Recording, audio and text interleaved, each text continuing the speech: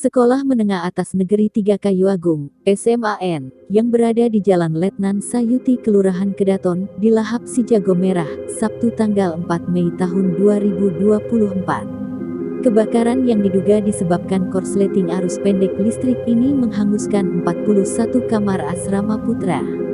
Di lokasi kejadian api terlihat dengan cepat melahap bangunan asrama yang berada di lantai 2 tersebut.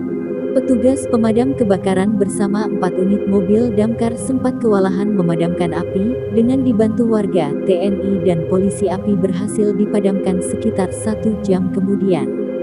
Belum bisa kita pastikan penyebab kebakaran secara rinci, nanti akan diidentifikasi oleh petugas, kata M. Yusuf Kabid Damkar Kabupaten Oki.